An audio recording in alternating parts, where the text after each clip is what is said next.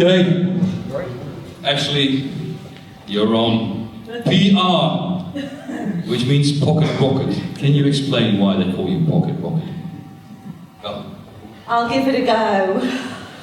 I'm really quite proud of Doug, and I think sometimes don't we just think we need to push ourselves out of our comfort zone just a little bit more than we probably do. I think we should do something every day that makes us feel sick, actually with nerves, with total adrenaline. So I put Doug forward to speak at this event because Doug's journey is a very exciting journey to me because I've seen him grow. And I remember sitting in Doug's living room with Bonnie and Doug, and we had a very similar conversation to the conversation I'm going to have with you in a minute. Now, hopefully you won't all fire your wives and your husbands and your partners, but the point was that Doug was running his business as a lifestyle business, and his wife was in his business, and his wife shouldn't have been in his business because it didn't suit Bonnie, it didn't suit Doug, and separately they couldn't be who they needed to be. So the final part of my presentation is to focus on you, as men, as women, as daughters, as sons, as uncles, as aunties, as parents, as just people, because we have to pull you apart from your businesses. We established earlier that actually what you are, really all running, give or take a few of you, are lifestyle businesses. And you probably make decisions for your business based on who you are as individuals. And I want to introduce you to a concept that I've created called the future you. Now, the future you was a process that I designed because I needed to pull my clients apart from their business. And it's like I said to you before, when you get on an aeroplane and they say put your life mask on before helping anybody else, this is it for this exact reason. Now, the future you, oh my God, I've just seen that. Oh gosh, that's me and Ruby, I've only just seen it. Yeah, that's me and my little girl Ruby. That's your future you. That's my, yes, and she is just like me. It's actually quite scary. She is a little pocket rocket at 4 years old, and she's so bossy. So bossy, it's actually quite scary. But yeah, the future you, I did this exercise on myself. So what I basically did, I'm going to grab my little notes, and this information is actually in your little teal booklets that I've given one to each of you. I want you to have a think backwards for a minute. Doug was quite right. You know, we have to set some goals, and we have to kind of think about our future. And I think it's safe to say that as we think about our futures, we don't set enough goals. We might set something in the business sense, but we don't set enough personally. So I want you to imagine a date in the future. It might be the eve of a birthday, it might be when your children are grown up and offhand. There's a date in the future when you want to sit there in your home and say, I made it. I arrived. I am everything that I want to be. I've got all the money in the world. I've achieved everything I wanted to achieve. I made it. And I want you to think about what that date is. Write it down if you can. It might be an age, it might be a date, when you are the person you want to become, when you've made it. You've achieved everything that you want. Now imagine you want to achieve those things without limits, without distraction, without any issues, with total freedom of choice. To be the person we want to be in the future. We all have a date, we all have an age. And then I want you to think about yourselves in a number of different areas. Now, when I did this exercise for myself, I made some massive changes to my life. Because what I realised was that I basically bumbled my way along to 36, and I'd woke up one morning with a 4-year-old. That's literally how it felt. I honestly, I'd thrown myself into my business, and I woke up and I was there going, I have no idea how I've got here. How have I got where I've got? Totally by accident.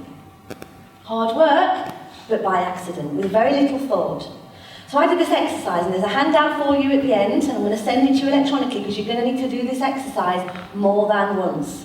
And I want you to have a look at your life in the following areas. I'm going to come back to these in a second.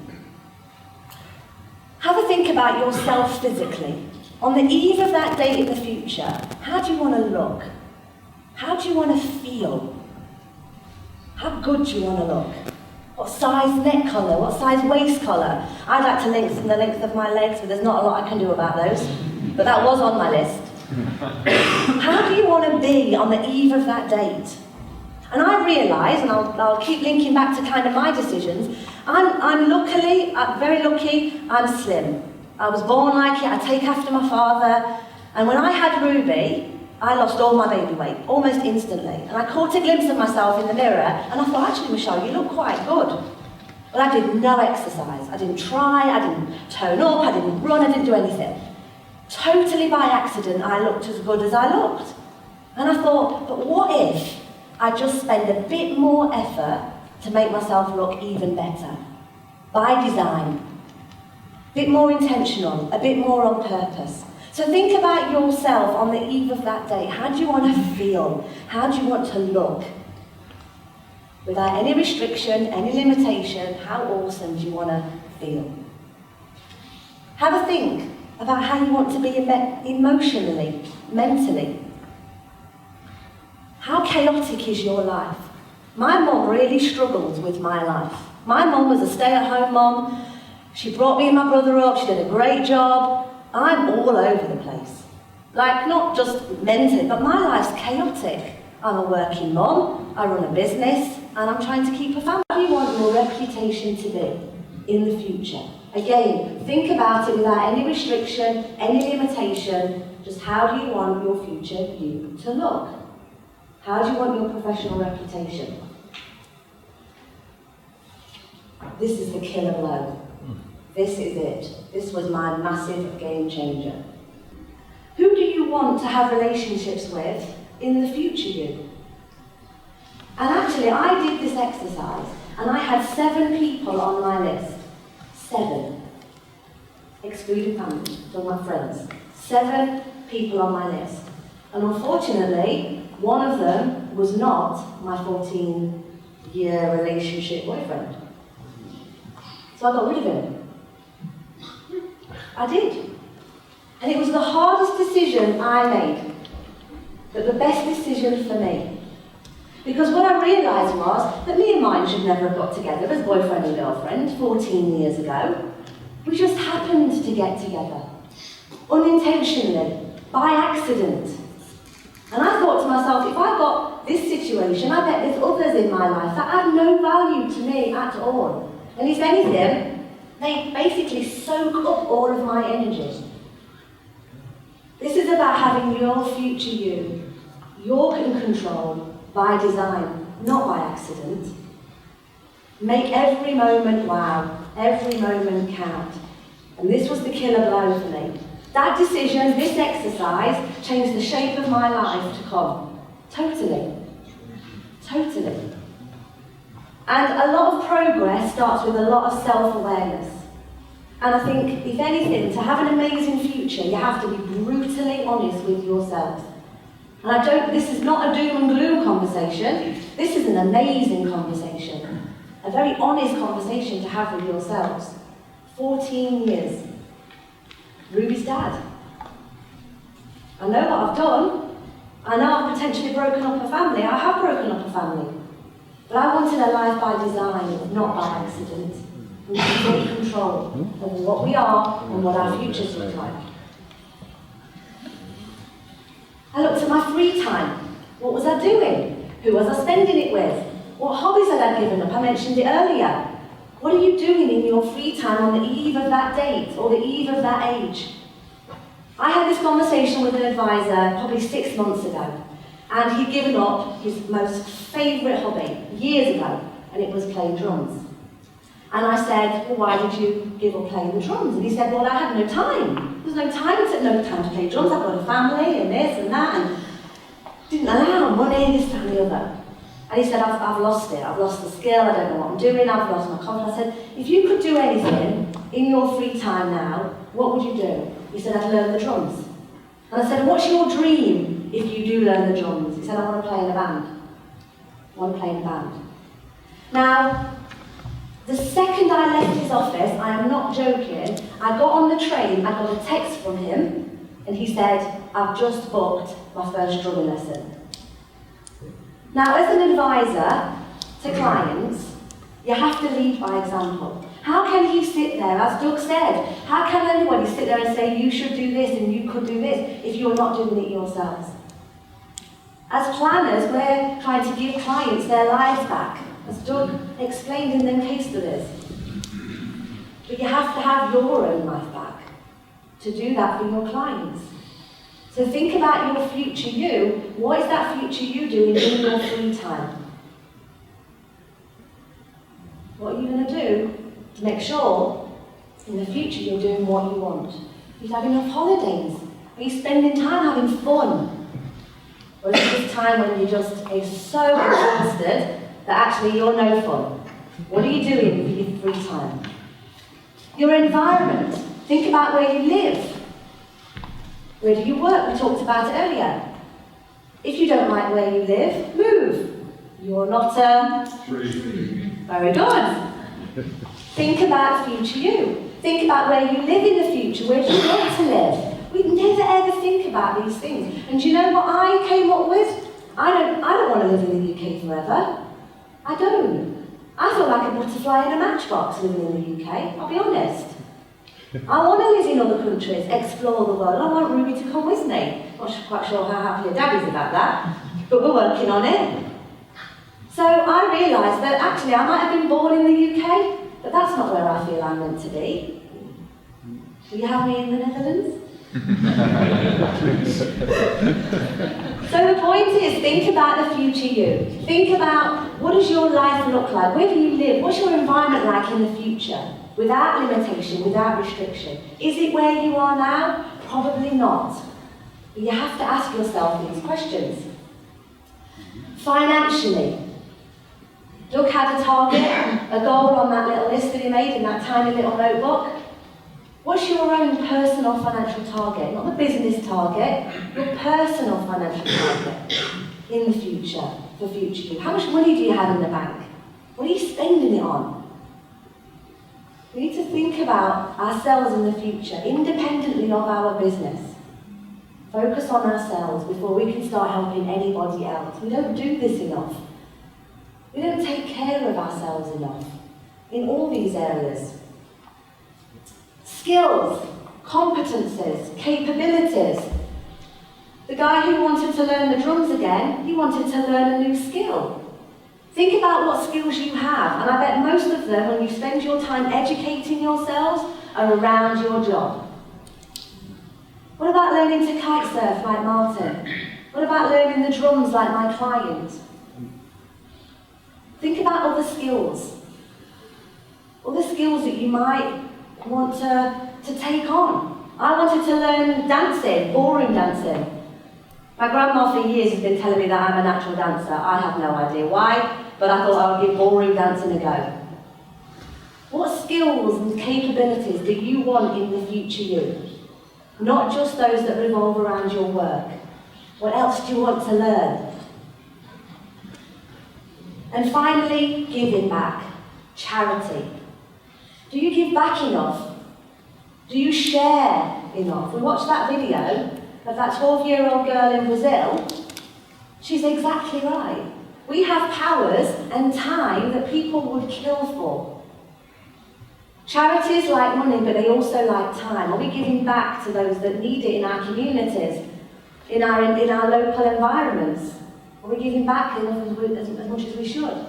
I think this has kind of come from me because I've heard too many advisors who are sort of in their early 50s, late 50s say, when I retire. We hear it from clients all the time, don't we? When I stop work. When they stop work, they could pop off and have a heart attack. Right? They could. We all could. So let's start doing this stuff now. So when you've gone through this exercise to think about your future you, I want you to ask yourself this question. What people and things are stopping you from becoming the best future version of yourself? Because when we're born, it is said that the parameters of our potential are set. And if that is true, we are born with what we are born with. Our whole life's purpose is to achieve our own personal true potential. So let me ask you this. Are you sitting here, right here today, where you expected to be 10, 15 or 20 years ago? Or have you totally got here by accident, almost with your eyes closed? I had. Now's the time to take control over your lives, your worlds, your relationships, yourself, and live the life that you want to live. Those that dominate leave nothing to chance. I said it right at the beginning of my presentation earlier. The future you. Focus on you, and everything else will take care of itself. Now, going back a few slides.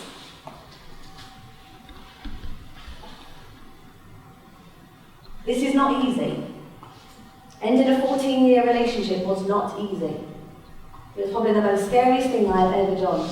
And there's absolutely no coincidence that it contained within the word challenge is the word change. We have to change. Financial services is probably one of the most fast-moving, challenging, changing environments that we will ever experience. Do you think that's right? It's changing every day. There are people in your lives, in your businesses that aren't very good at change. My advice is go and find somewhere else to work. This is an amazing business, but it's changing all the time. Don't leave anything to chance.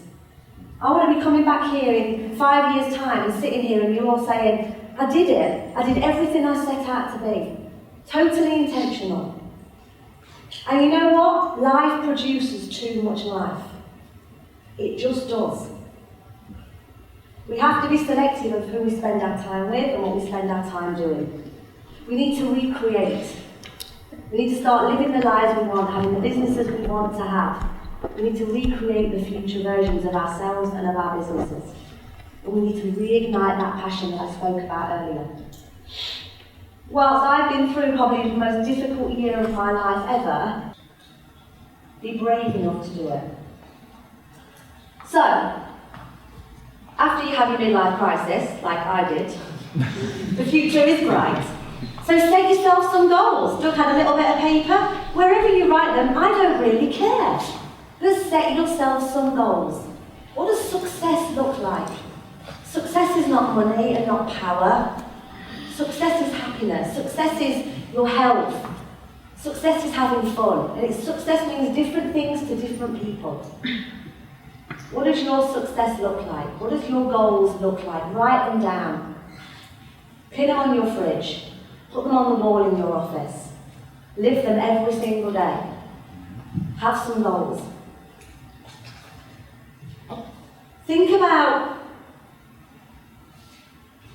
setting some rules of the game. After going through the whole future you exercise, I realised that I'd let some things happen without my knowledge. Just life, I think. So I set some rules of the game. I don't want to spend my time doing stuff that adds no value.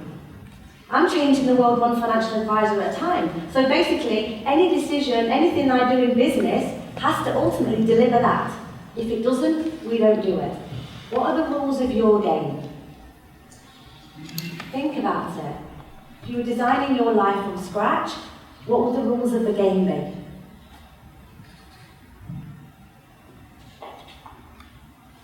Set some targets, in business and in life.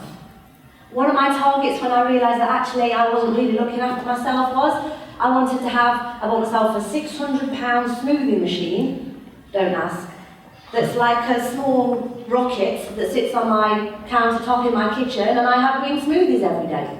And I was committed to taking care of myself. I wanted 4 green smoothies every single week. I wanted to run twice a week. I wanted to do a workout video once a week. I set myself on very specific targets. I wanted to have muscly legs and a nice tight bottom. And I worked hard to do it. I didn't really get that. But you have to set yourself, when you set your mind to something, it's amazing what you can achieve.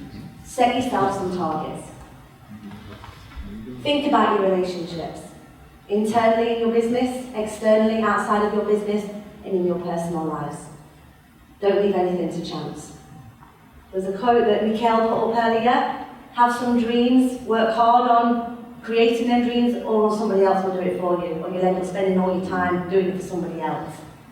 Be intentional with what you do. Think about your relationships in your life. My favourite, your diary. To have an amazing life, amazing year, amazing week, amazing month, you have to protect your space. Protect your workspace. It can take up to 25 minutes to recover from one interruption. Up to 25 minutes to recover from one interruption. So you know when you get to the end of the day and say, I have absolutely no idea what I have done today? It's because you've been interrupted constantly throughout the day. Protect your space. Your diary, your schedule, your calendar is your most sacred thing. Protect it. Organise it well. I have a Helen. Everyone needs a Helen, right? My Helen, I have to ask her what I'm doing at weekends, because I have no idea. I have a Helen. Everyone needs a Helen. Someone to organise your diary. In your diary, don't just put in your meetings. Put in your travel time, your catch-up time, you're doing your email time. Take control, back control over what you do and when. Protect your workspace. If it takes 25 minutes to recover from an interruption, think about how often you are interrupted. But worse still, think about how often you interrupt. How often do you interrupt people? Stop doing that. Can you just check, no, zip it, lock yourself in a cupboard and get on with your work. And have little huddles with those people in the morning when you're just asking each other questions and you're not interrupting throughout the day. Protect yourself and your workspace. This is how you have an amazing year.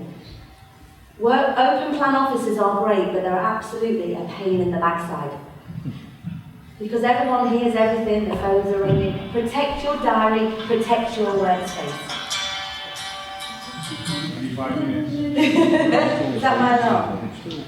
Another thing with regards to your diary, make sure you allocate time in there to think. Time when you're uninterrupted, you go to your most inspiring place, wherever it is. Mine happens to be an aeroplane, which is actually kind of handy for me, right? There was once I was travelling to Vancouver, it's a 9-hour flight, and I sat on a window seat.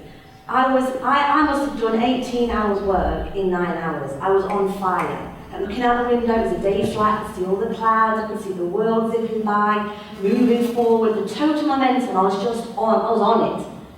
The next trip, so I never even realised that that's what it was really. The next trip, I sat on the aisle seat. It was the worst journey of my life. I was like, I can't focus, I was thinking I was going to get all this work done, did nothing. So we've all got a spot, a place where we feel inspired, where we can think clearly, we're not being interrupted. I had this conversation with a client and he said to me, I love it when I'm on my bicycle, when I'm cycling. I said, well, why don't you, in a weekday, because that's allowed, why don't you go cycling for a day? Take a little notepad or a dictaphone and just cycle. And he did it. And he sent me a message and went, I just had the best day ever. He just went cycling around the countryside, kept stopping, coming up with an idea, putting it in his dictaphone. That's allowed, you know. You can do that. Give yourself time to think. It's not being lazy, you shouldn't be feeling guilty. Thinking is what only you can do, probably for the benefit of your business and your lives. You need to give yourself some space. We don't do it way enough. Way enough. I actually also, doing this exercise, I wouldn't say I banned TV from my life. When you feel you are worth more, you charge more, you hold your head up proud and you do a different job for your clients. What has Doug done? He's increased his confidence. I beat it into him, first of all, to be honest, but he's kept it in and he's kept it going. That's why I'm so proud of Doug. Self-confidence. His client profile has increased, his service has increased, but it started with him. We needed to get Doug in order, then we could work on his business. And that was the point, right? We cracked it. Communication and marketing, we talked about it earlier. You cannot build a business that you want by pure accident. We need a plan. We're all time poor. I sat down at the end of 2013 and said, what is the best way we get business? And our whole strategy was getting me on stage, doing this. We didn't really do anything else, really. A bit of social media, and a bit of a plan for social media, but this was it. I've had probably 8 speaking gigs every single month since January the 1st this year. And it's going to carry on until the 31st of December. Approximately 8 per month. Because we had a plan. If I'd have left that to chance, who knows what would have happened. So whatever you want your vehicle to get new business, you can't leave it to chance. You have to have a plan, even if it's written on the back of a notebook. You have to think about how you're going to communicate and how you're going to market. And this was an interesting slide I picked up on Twitter, actually. And I think it's very true, and it kind of linked into what Lee was saying really earlier. This is the difference between then and now, right? How it used to be and how it really is now. It used to be about finding customers, finding your clients. It's not anymore. It's about being found. It used to be about demographic. It's not anymore. It's about behavioural segmentation. We've talked about it. Who are your clients? What are their values? What do they love? What do they hate? Group your clients, segment your clients and people in your life in that way. Leave nothing to chance. It used to be about mass advertising. It isn't anymore. It's about one-to-one communication. We all want to feel like we are part of somebody's universe. In fact, we want to feel like we are the centre of somebody else's universe. When I walk into my hairdressers, and when I walk into my favourite pub, I want to feel like I am their only customer that matters. And don't we all want to feel like that as consumers? But so do your clients when they're dealing with you. They want to feel that they are the centre of your universe. It used to be about point-in-time blasts, shooting stuff out, newsletters. It's not anymore. It's about continuous relationships. The amazing thing about social media, as Lee quite rightly pointed out, it's constant. Drip, drip, drip, drip, drip, drip. It's ongoing. It's a conversation. And whilst Twitter, for example, is in this massive ethos of the web, really, it's direct chat, one-to-one. One tweet. We have a chat. It's changing. The world is changing. We're not marketing experts in this room. But you need to have a marketing plan. It used to be about a few isolated channels. It's not. It's about exploding integrated channels. It's now about having lots of YouTube, Twitter, blogs, face-to-face meetings, podcasts, web videos. It's the whole thing now. We have to be found.